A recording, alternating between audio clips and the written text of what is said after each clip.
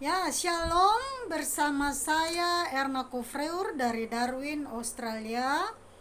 Kembali lagi saya menyapa Bapak Ibu, Saudara sekalian, dimanapun kita semua berada. Saya mengucapkan selamat tahun baru. Dan biarlah di tahun yang baru ini kita bisa menikmati mujizat Tuhan yang baru, semangat yang baru, kemudian ada satu pengharapan di dalam diri kita bahwa apa yang sedang kita nanti-nantikan itu Tuhan pasti menjawab.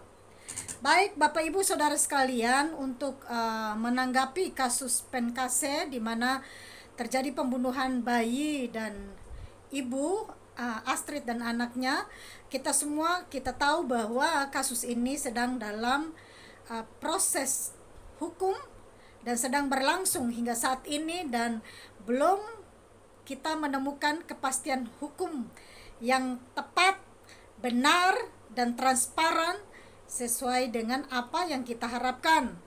Dari semua fenomena yang kita lihat, ya kita alami, kita rasakan, terjadi banyak kejanggalan, bahkan munculnya polemik dan banyak orang menggiring opini di atas kasus ini, sehingga kita tidak fokus lagi dengan konteksnya, yaitu kasus pembunuhan ibu dan bayi, tetapi sudah melebar kemana-mana sehingga terjadilah saling lapor melapor, saling menghujat satu dengan yang lain.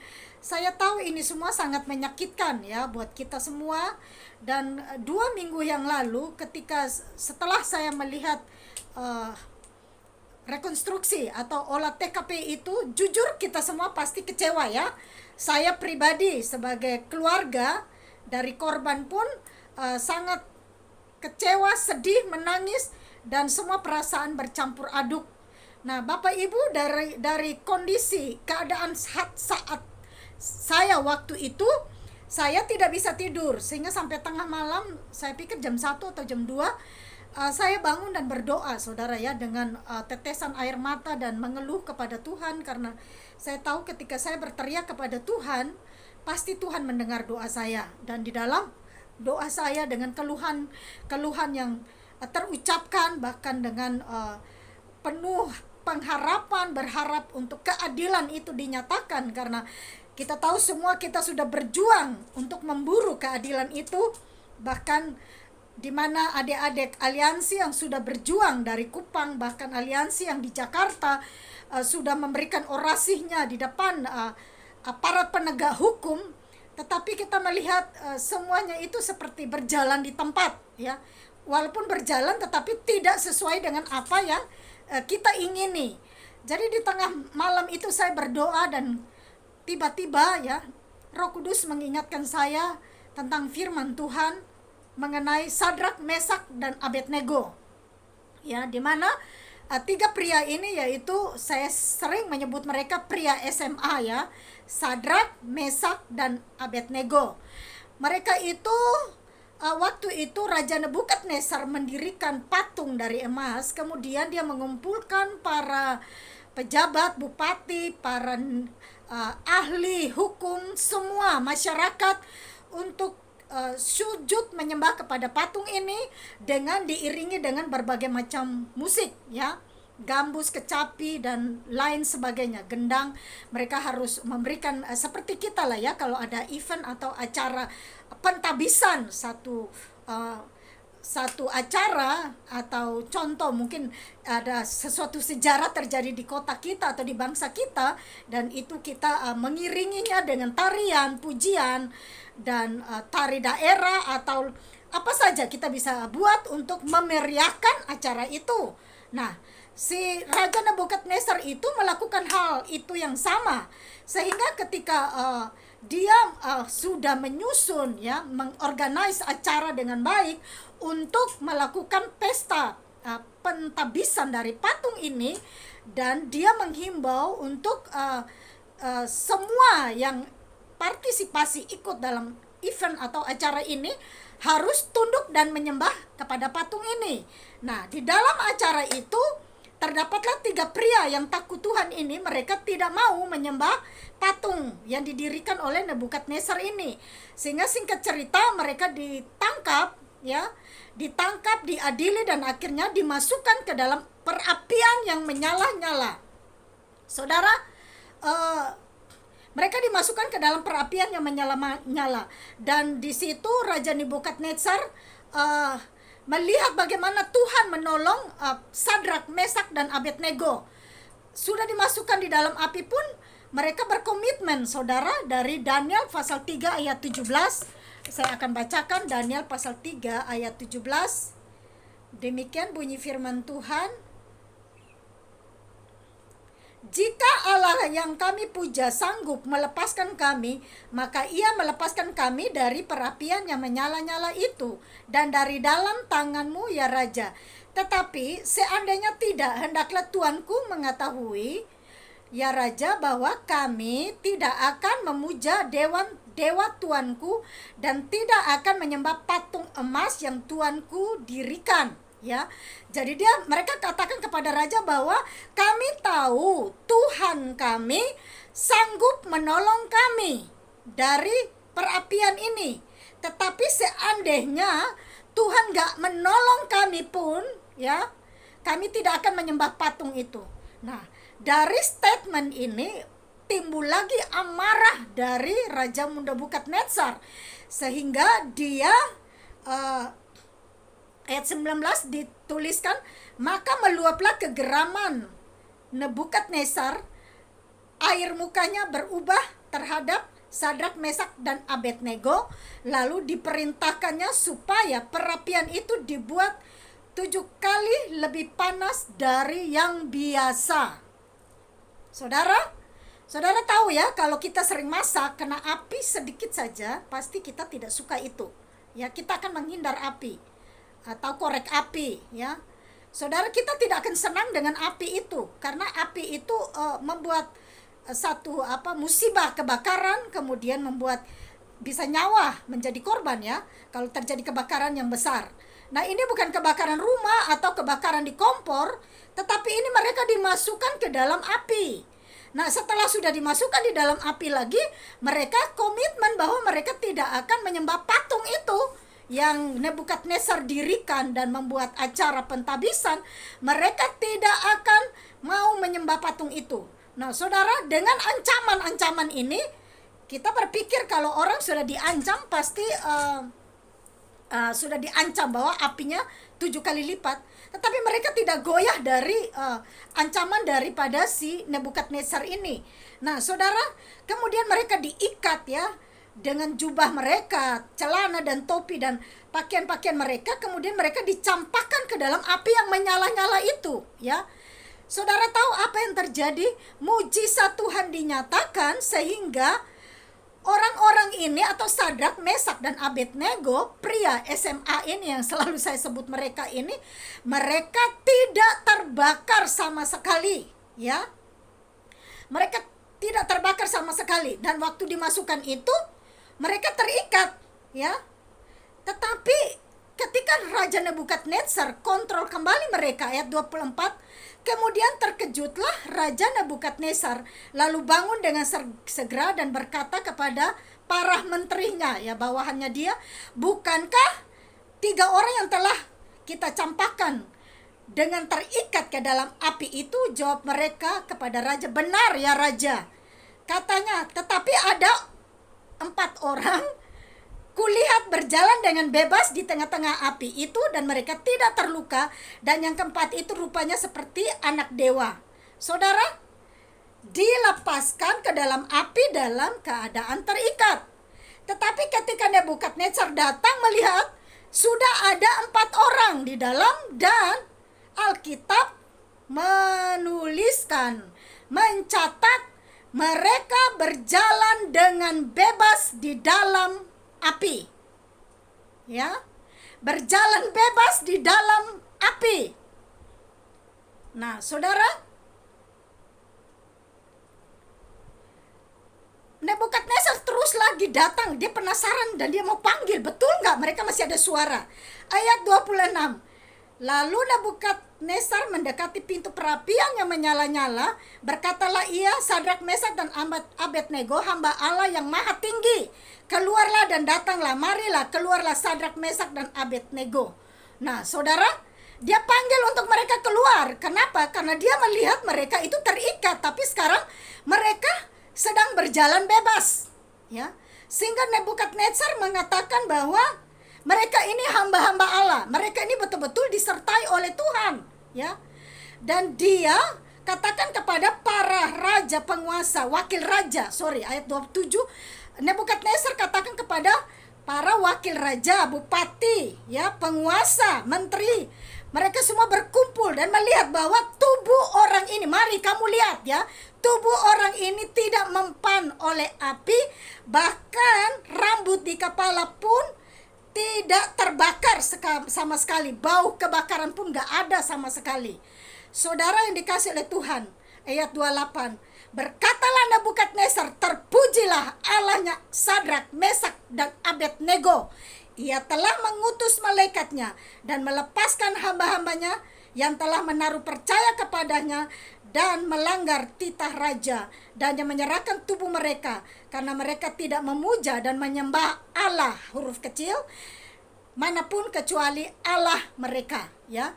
Jadi dengan mujizat ini si Nebukadnezar mengakui Allahnya Sadrak, Mesak, dan Abednego sungguh berkuasa, ya. Dan setelah itu kalau saudara akan baca terus, akhirnya Sadrak, Mesak, dan Abednego ini diberikan kedudukan yang lebih tinggi. Bahkan mereka dilindungi oleh raja, ya, dilindungi oleh raja. Raja mengeluarkan titah atau mengeluarkan perintah bahwa setiap orang, suku, bangsa, dan bahasa jangan mengucapkan penghinaan terhadap, jangan menghina Allahnya Sadrak, Mesak, dan Abednego.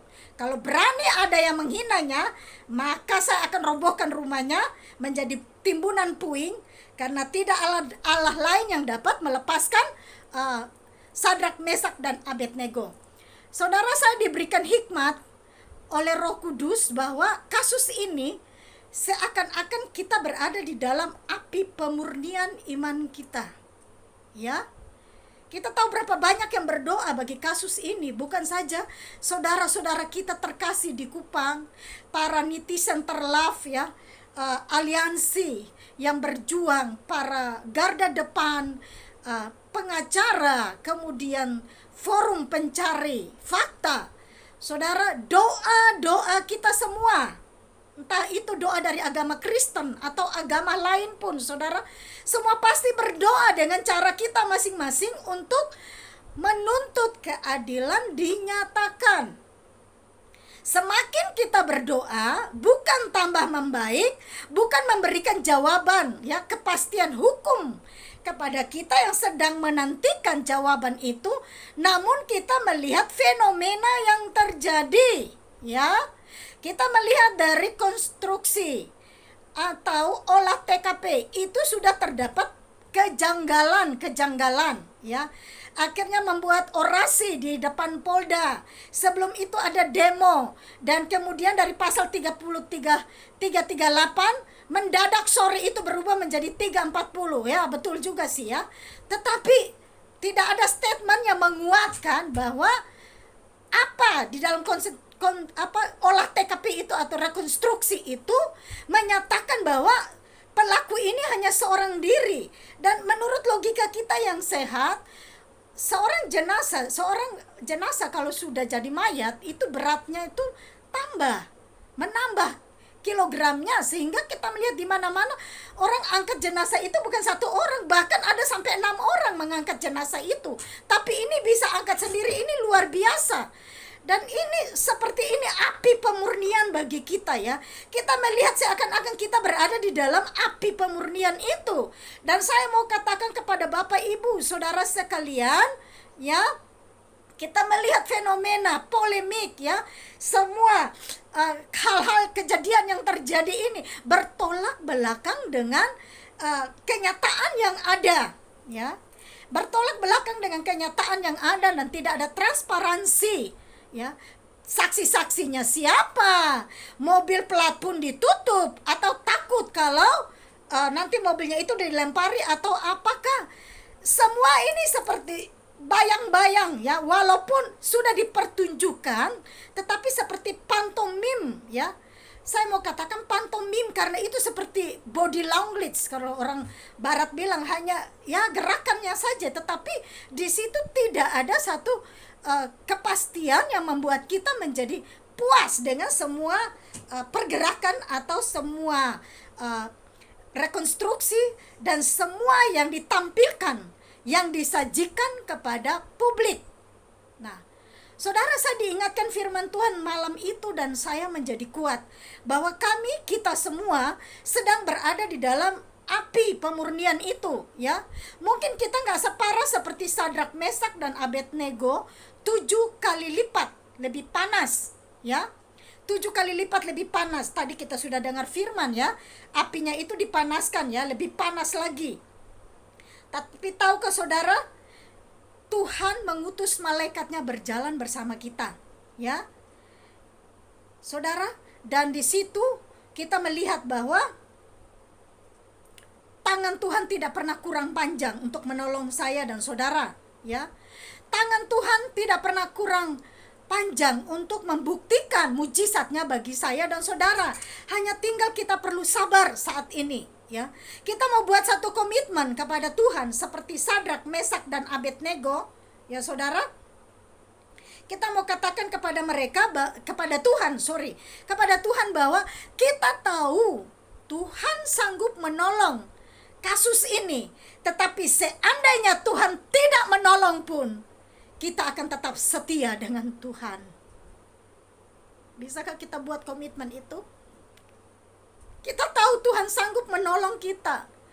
Saya, keluarga, korban, ya, orang tua kandung, ya, kakak adik, semua bapak ibu yang sedang menantikan kepastian hukum dan jawaban dari hukum itu.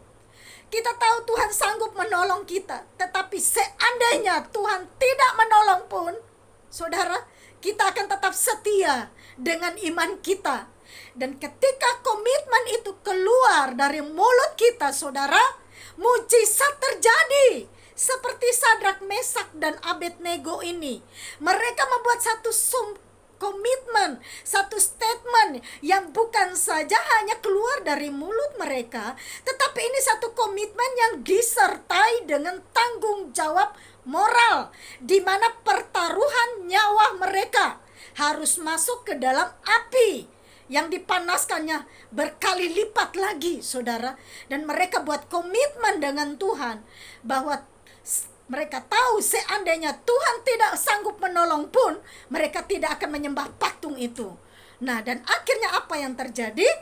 Allah mengutus malaikatnya berjalan bersama mereka, dan mereka berjalan bebas di dalam api itu.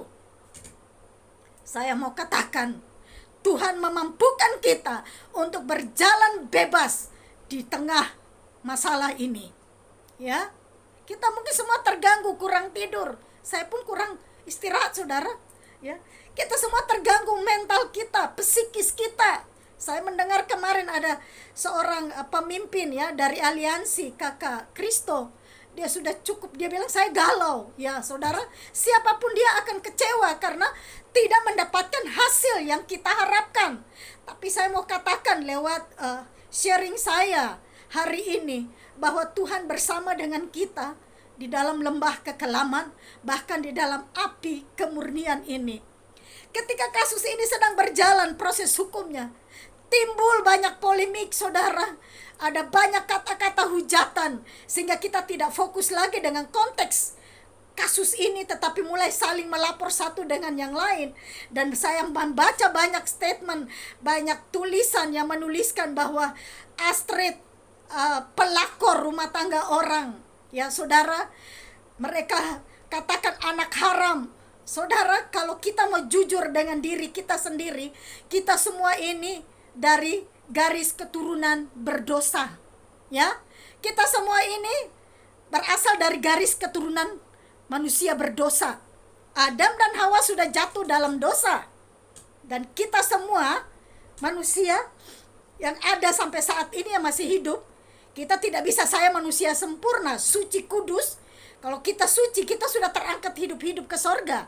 Ya, kalau kita mau jujur-jujuran dengan garis keturunan keluarga kita, berapa banyak keturunan kita hamil di luar nikah? Bukankah itu juga perzinahan? Berapa banyak ibu-ibu yang punya 4 anak dengan 4 bapak? Bukankah itu aib dalam keluarga kita? Berapa banyak orang tua kita kawin dan bercerai? Bukankah itu aib atau dosa dalam keluarga kita? Tetapi begitu gampangnya kita menjadi hakim. Ya, saudara, saya mau katakan, tolong hargai, kami sedang berduka, 2 nyawa, dan kalian tampil menjadi hakim, sementara diri kalian sendiri juga ada berlumuran dengan dosa. Saya pun manusia berdosa, saudara. Yang menjadi hakim itu Tuhan, dan yang menguduskan kita manusia berdosa itu adalah Tuhan. Ya, saya membaca, mendengar banyak statement menggiring opini, saudara. Ada yang sombongnya, anak saya sarjana semua, anak saya bekerja. Halo, semua kita juga sarjana kalau mau sombong-sombongan. Ya, ada banyak orang kok kasih kuliah anaknya di Jawa, di luar negeri, berhasil. Pengusaha sukses, tidak pernah sombongkan dengan keadaan mereka. Karena semua karena hanya titipan. Ya, kalau kita pakai seragam profesi kita, bertanggung jawablah dengan itu. Jangan sombong sedikit pun dengan profesi kita, karena Tuhan bisa ambil dalam waktu sebentar saja. Ya, saudara yang dikasih oleh Tuhan, saya cukup sedih mendengar statement, tulisan, ya, mengata-ngatain, ya, keluarga sudah berduka, tolong hargai privasi kami. Ya, kami sudah cukup terluka, terus ditambahkan lagi dengan hujatan hakiman. Ya, seandainya saudara tidak mensupport pun lebih baik diam daripada mengeluarkan kata-kata seakan-akan keluarga saudara ini paling suci di dunia sudah. Padahal kalau mau selidiki, ya saudara, lihat kembali diri kita masing-masing. Ya, benih kita ini suci atau tidak, ya, keluarga kita benar atau tidak. Mungkin dari garis keturunan orang tua kita baik-baik, tetapi nenek moyang kita, ya, seperti apa? Saudara yang dikasih oleh Tuhan, kita semua manusia berdosa, ya. Jadi tolong jangan jadi lebih dari Tuhan, ya. Kalian sudah bikin diri sudah lebih dari Tuhan, mencabut nyawa orang, kemudian menghakimi, memutarbalikkan fakta, ya. Bahkan kita mendengar statement tali tas bisa berubah menjadi tali BH. Ya, saya tahu itu api pemurnian bagi kita semua yang sedang menantikan kepastian hukum. Tapi saya mau katakan, Allah kita tidak tidur. Amin. Allah kita berjalan bersama dengan kita, dan kita akan keluar lebih dari pemenang. Sehingga mulut orang fasik akan berkata, terpujilah Allah Abraham, Allah Ishak, dan Allah Yakub yang kami sembah siang dan malam itu. Ya, saudara, konteks yang kedua, Allah mengingatkan saya tentang Daniel. Ketika Daniel dimasukkan ke dalam lubang singa, ya, karena waktu itu Raja Darius sudah memilih 20 wakil raja, kemudian membawahinya itu, di bawahnya itu ada 3 pejabat lagi untuk mewakili rakyat untuk menyelesaikan kasus, masalah atau dan lain sebagainya. Nah, saudara tahu Daniel ini hikmatnya, dia memiliki hikmat yang luar biasa dari ketiga pejabat ini, sehingga dia pun dicari celahnya, kekurangannya di mana supaya dia bisa dimasukkan ke dalam mulut gua singa. Dan akhirnya itu terjadi, saudara. Daniel dimasukkan ke dalam gua singa, ya. Sehingga kita tahu kalau masuk di dalam mulut binatang buas, itu pasti tidak nyaman, ya. Jadi saya tahu kita juga sedang masuk dalam mulut binatang buas, ya. Binatang buas yang menerkam kita dengan kata-kata kita. Mereka tidak menggigit kita seperti binatang buas itu, tapi dengan kata-kata itu sangat menggigit, bagaikan binatang buas, saudara ya, menyengat ya saudara, dengan kata-kata ya, dengan statement, dengan kelakuan ya, contoh-contoh yang dibuat itu tidak pantas untuk kita melihatnya itu, saudara. Dan saya pun menjumpai banyak kata-kata kotor, caci maki yang keluar ya. Kalau bisa kita jangan keluarkan itu lagi, saudara ya. Itu dosa di hadapan Tuhan. Dan saya tahu ketika kita menabur hal baik, kita akan menuai hal yang baik juga. Tetapi kalau kita menabur kejahatan, lambat atau cepat kita akan menuai dari hasil dari kejahatan itu. Saya bacakan ayat Daniel pasal 6 ayat 17. Daniel pasal 6 ayat 17. Demikian bunyi firman Tuhan. Daniel pasal 6 ayat 17. Ya. Sesudah itu raja memberi perintah, lalu diambillah Daniel dan dilemparkan di dalam gua singa. Berbicara raja kepada Daniel, Allahmu yang kau sembah dengan tekun, dialah kiranya yang melepaskan engkau. Ya. Maka dibawalah sebuah batu dan diletakkan pada mulut gua itu. Lalu raja mencap itu dengan cincin materainya dan cincin materai para pembesarnya, supaya dalam hal ini Daniel tidak dibuat perubahan apa-apa ya. Jadi ditutup mulut singa ini dengan batu ya saudara ya. Kemudian ada cincin materai. Nah kemudian saudara, setelah itu raja, karena dia tahu bahwa Daniel ini orang berpotensi, orang berkualitas, orang pintar, jadi dia sudah berusaha menghindar. Tetapi karena desakan dari bawahannya dia, sehingga dia terpaksa melakukan ini. Dan setelah itu dia galau sendiri dan dia berpuasa semalam-malaman, saudara. Dan saudara, Alkitab mencatat bahwa dia pergi ke istananya dan berpuasalah dia sepanjang malam. Dan saudara, dan ketika setelah itu dia kembali ke gua, dan berserulah ia kepada Daniel dengan suara yang sayu. Berkatalah ia kepada Daniel, Daniel hamba Allah yang hidup, Allahmu yang kau sembah dengan tekun telah sanggup ia melepaskan engkau dari singa-singa itu. Dia bertanya kepada Daniel bahwa lu masih hidup ke sonde, orang Kupang bilang, atau sudah ketelang ini binatang buas singa ini.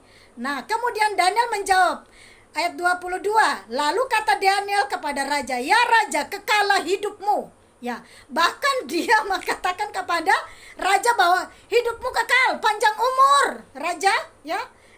Dia membuat satu seperti profetik ya, kata-kata hikmat kepada Daniel bahwa hidupmu itu nanti kekal. Nah, terus ayat 23, Allahku telah mengutus malaikatnya, sekali lagi ada malaikat lagi ya. Sadrak, Mesak dan Abednego ada malaikat. Nah, di sini juga Daniel mengatakan bahwa Allahku yang telah mengutus malaikatnya untuk mengatupkan mulut singa-singa itu, sehingga mereka tidak mengapa-apakan aku, karena ternyata aku tak bersalah di hadapannya, tetapi juga terhadap Tuanku ya Raja, aku tidak melakukan kejahatan. Jadi ini juga Daniel ini konteksnya, dia juga disuruh menyembah dewa juga. Jadi dia nggak mau, dia pertahankan iman dia, sehingga karena dia berdoa ya, setelah dia mendengar surat keputusan itu harus menyembah dewa itu, dia berdoa 1 hari 3 kali ya saudara, bahwa dia akan dilemparkan ke dalam gua singa. Dan dia berdoa, dan ketika dia dilemparkan, setelah itu dia melihat mujizat Tuhan dinyatakan, dan ada malaikat datang dan mengatupkan mulut singa itu. Nah saudara, kemudian setelah itu saudara, Darius melihat bahwa Daniel masih hidup, dan akhirnya raja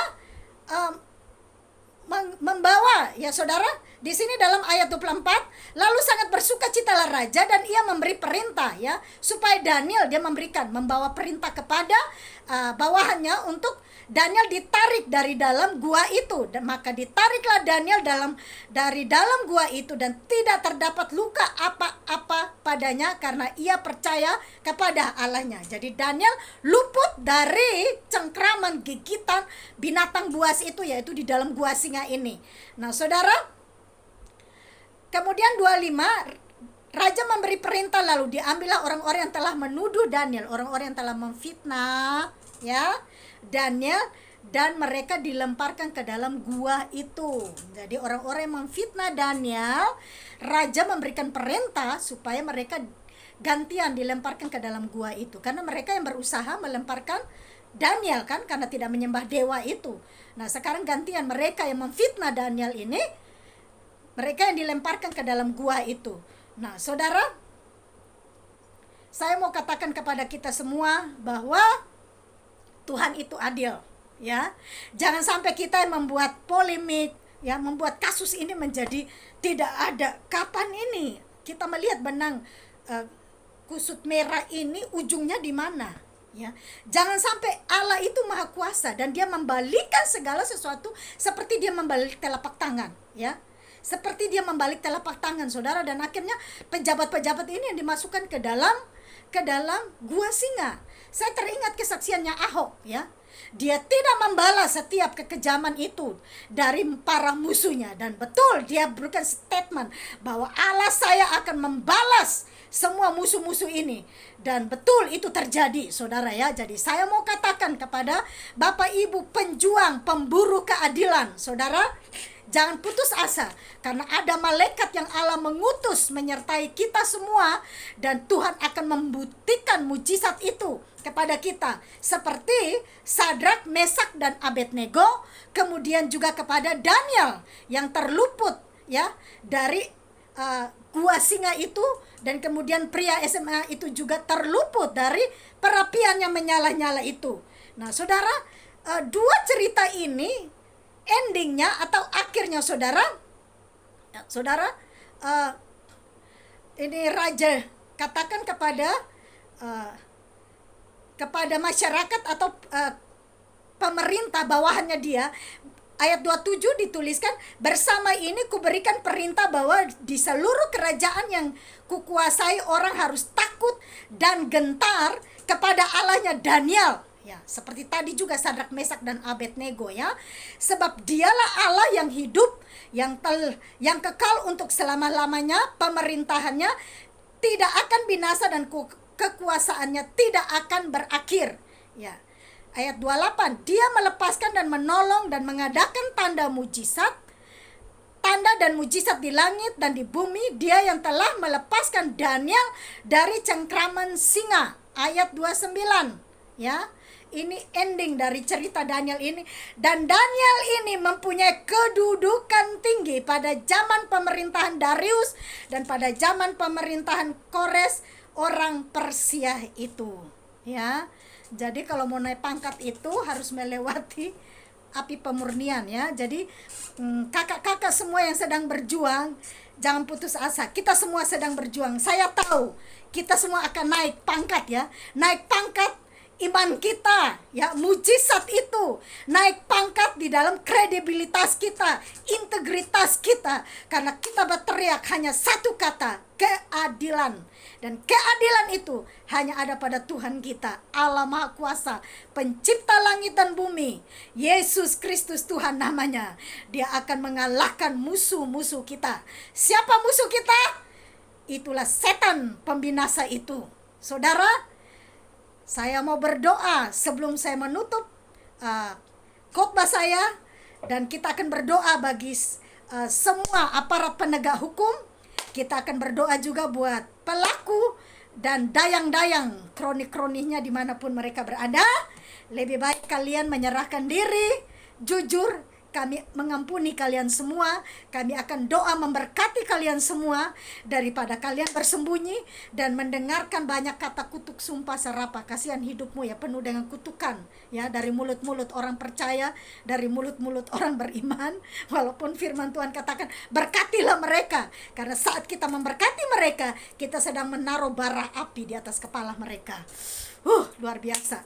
Biarlah ada rasa takut dan hormat akan kekudusan nama Tuhan. Kita tunduk kepala dan kita berdoa. Mari kita luangkan waktu bersama dan kita berdoa bagi kasus Penkase ini, biar keadilan dinyatakan, dan semua yang sudah berjuang keras baik di Kupang, di Jakarta, dimanapun doa-doa orang benar sedang dikumandangkan, di Eropa, di Asia, di Australia. Saya sedang satukan kekuatan doa, saudara. Saya kontak teman-teman saya di Eropa. Saya kasih tahu teman-teman saya di Australia. Saya kasih tahu teman-teman saya di bangsa-bangsa. Mari kita satukan kekuatan doa. Karena hanya kuasa doa yang merubah segala situasi dan kondisi kita. Mari kita tunduk kepala. Bapa di sorga, pencipta langit dan bumi, Allah yang kami kenal di dalam nama Tuhan Yesus Kristus. Terima kasih kami sudah mendengarkan firman-Mu Tuhan, bagaimana Engkau menolong Sadrak, Mesak, dan Abednego luput dari perapian yang menyala-nyala itu. Kami tahu saat ini iman kami sedang dimurnikan, tapi Engkau mengutus malaikat-Mu berjalan bersama kami di dalam pemurnian api iman, api pemurnian iman itu. Dan juga Tuhan, mulut-mulut singa yang sedang mengaum di luar sana atas kasus kejadian Penkase ini, Bapa, Engkau akan katupkan itu semua di dalam nama Tuhan Yesus. Bapa, hamba berdoa khusus siang hari ini, kami lepaskan kuasa darah anak domba Allah atas Polda Nusa Tenggara Timur. Kami rebut teritorial roh yang ada, yang mengendalikan, menguasai di sana Tuhan. Kami patahkan kekuatannya Tuhan, sesuai dengan statement dari Bapak Kapolri. Pagar percuma lapor Polri. Kami tahu Tuhan Yesus, keadilan-Mu ditegakkan, dan atmosfer teritorial yang ada di Polda, semua ruangan, ya, semua kabit humas, siapapun, polisi, penyidik, penyelidik, di dalam nama Tuhan Yesus, saya angkat semua mereka di hadapan-Mu Tuhan, baik itu di Alak maupun di Polda yang sedang memburu keadilan untuk kasus pembunuhan ini. Bapa di sorga, berikan roh takut dan hormat akan nama-Mu. Kami pun berdoa bagi Kejati NTT Tuhan, berikan roh hormat dan takut akan Engkau. Wibawa dan otoritas-Mu Tuhan turun atas para pemimpin kami. Hamba pun berdoa bagi DPRD Nusa Tenggara Timur. Bapa, biar suara kami keluar menjadi satu rintihan doa yang naik di hadapan takhta anak domba Allah.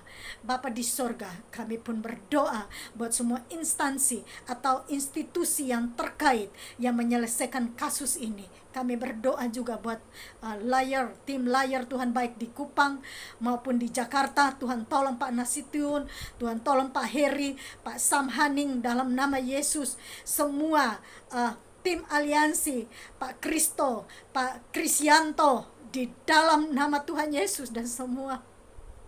Tuhan, terima kasih. Mereka luar biasa. Terima kasih buat netizen semua. Terima kasih buat kepedulian masyarakat Nusa Tenggara Timur. Ternyata masih ada hati yang dipenuhi dengan Roh Kudus dan penuh dengan kasih belas kasihan, yang memiliki hati terhadap kasus peri kemanusiaan ini. Tuhan, tolong kami Bapa di sorga. Andaikan itu terjadi di tengah keluarga kami, bagaimana betapa hancurnya hati ini Bapa di sorga. Kau tolong aparat penegak hukum supaya mereka melakukan yang terbaik bagi masyarakat Nusa Tenggara Timur. Bapa, jadikan kota kami kota yang bermartabat Tuhan, kota yang takut akan Engkau, kota yang mengasihi Engkau. Ampuni kami kalau kami sudah saling mengasihi sudah saling menghujat satu dengan yang lain, sudah saling merendahkan satu dengan yang lain, karena kami melihat ketidakadilan itu. Tuhan, Engkau Maha Pengasih, Pengampun, Penyayang. Engkau tolong gereja-Mu Tuhan untuk suarakan kebenaran. Kami pun berdoa buat pemerintahan Nusa Tenggara Timur. Bapak, ada banyak kasus terjadi di NTT, kasus korupsi yang terselubung selama ini. Bukakan itu. Hamba berdoa juga buat kasus pembunuhan terjadi di mana-mana, ketidakadilan, penyerobotan lahan dan lain sebagainya. Tuhan, Tuhan tolong masyarakat lemah. Tuhan tolong rakyat Bapa di sorga. Kami pun berdoa bagi LB Surya yang sudah ada titik kantornya di beberapa kabupaten.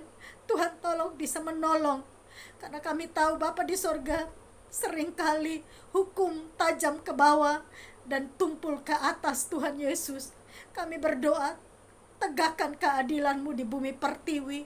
Kami berdoa bagi Indonesia, pulihkan bangsa kami, selamatkan kami, biar ada toleransi beragama, ada satu harmoni di antara kami, di dalam perbedaan. tapi kami saling menghargai, menghormati satu dengan yang lain Tuhan. Terima kasih Bapa. Bukankah kami semua ini buatan tangan-Mu Tuhan? Bukankah kami semua ini keturunan Abraham, Ishak dan Yakub?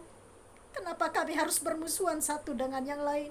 Kenapa kami harus saling membunuh, saling menghujat, saling mengkhianati? Ampuni kami Tuhan. Kau Allah yang kudus, Kau Allah yang mulia.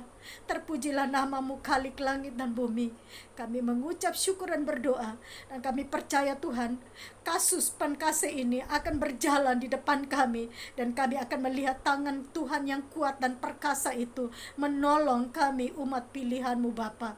Di dalam nama Tuhan Yesus Kristus kami sudah mengucap syukur dan berdoa. Haleluya, haleluya, amin.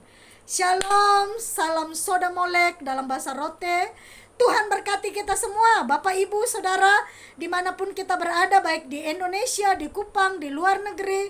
Biarlah tetap jaga kesehatan. Di tahun 2022 ini kita terus semangat menjalani hidup-hidup ini, dan menjalani hidup ini dengan rasa takut dan hormat kepada Tuhan. Tuhan memberkati. Shalom.